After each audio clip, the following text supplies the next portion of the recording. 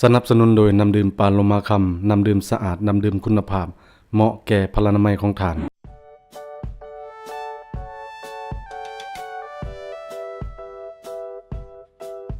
มื้อนี้จะนำพาบรรดาท่านมาทำความรู้จักเกี่ยวกับเมืองชนบุรีเป็นอีกเมืองหนึ่งที่นอนในแขวงสะวรรณเขตเป็นเมืองที่มีเสน่ห์น่าค้นหาหลายประการพอสมควร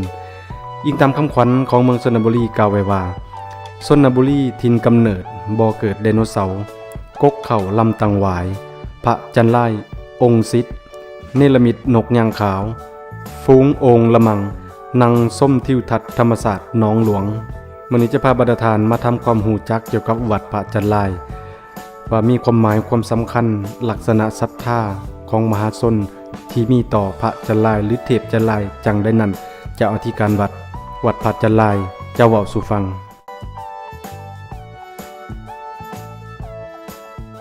พระจันไล่ก็คือพระนาไล่แต่ว่าแมนเนาะในศาสนาฮินดูในศาสนาพราหมณ์เป็นเทพองค์หนึ่งว่าสันซะอันนี้เป็นเทวรูปเนาะบ่แม่นพระพุทธรูปพระจันไล่นี้เนาะ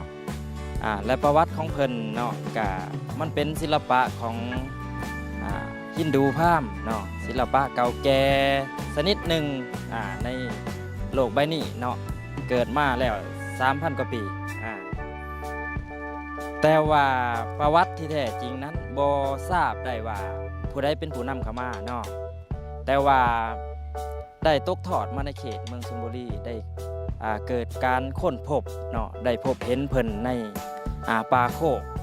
บ้านโน่นสว่างหรือว่าบ้านห้วยส้มโคกในปัจจุบันเนาะปัจจุบันเป็นเมืองชลบุรีแต่ก่อนยังเป็นป่าโคกอยู่เนาะเดือน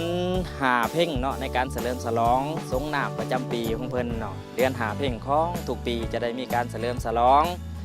โคตรสงสะสร้างล่างสวยพระจันไล่เป็นประจำทุกปีเนาะอันนี้ก็ได้รับการจัดตั้งหรือว่าความเห็นดีจากวัฒนธรรมท่องเที่ยวและก็ทั้งเจ้าเมืองและก็ทุกภาคส่วนที่อยู่ในเมืองชลบุรีเนาะได้เห็นดีตกลงกันให้เป็นเดือน5 เพ็งเป็น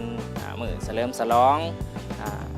สักการะบูชาสร้างหลังสวยหรือว่าช่วงสงกรานต์เฮานั่นแหละเนาะเดือน5ลาวของเฮาช่วงเดือนเมษาเนาะ13 ถึง 16เนาะเป็นประจำทุกปีเนาะก็ขอเชิญชวนออกต้นญาติโยมใกล้จะสงกรานต์แล้วก็มา